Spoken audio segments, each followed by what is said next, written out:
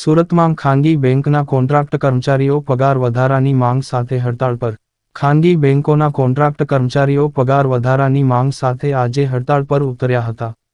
કર્મચારીઓનું કહેવું છે કે છેલ્લા 7 વર્ષથી તેમના પગારમાં વધારો કરવામાં આવ્યો નથી। પગારમાં અસમાનતા અને શોષણનો આરોપ લગાવતા કર્મચારીઓએ કહ્યું કે જ્યાં સુધી તેમની માંગણીઓ પૂરી ન થાય ત્યાં સુધી તેઓ હડતાળ ચાલુ રાખશે।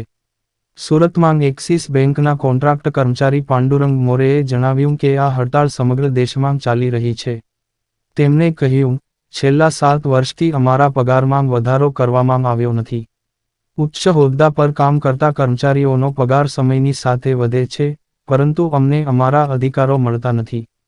મારું નામ પાંડુરંગ સુંદર મોરે છે। મેં છેલ્લે 15 વર્ષથી એક્સિસ બેંકમાં કામ કરું છું પટાવાલા તરીકે, પણ અમારો પગાર છેલ્લે 7 વર્ષથી કોઈ વધારો નહીં થયો।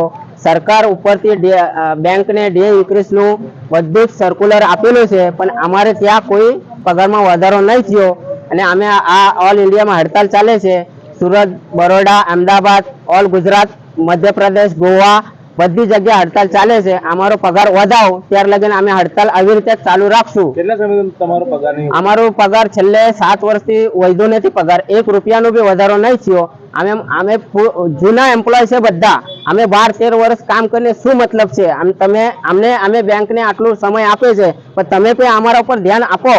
અમે એમ કહે છે તમે એમ્પ્લોય નો પગાર વધારશો, પણ પટાવાલાનો કોઈ 1 રૂપિયાનો પગાર વધારો નહીં થયો। અમારી માંગ એવી છે કે તમે પગાર વધારો અમારું, તો જ અમે કામ પર આવશું। અમે કામ પર આવશું પણ કામ નહીં થશે। આ અમારી એ છે પગારની વધારે આવી રીતે અમે હડતાલ કરશું। આગળ ચાલુ જ રાખશો હડતાલ જ્યાર સુધી પગારનો વધારો નહીં થાય ત્યાર સુધી।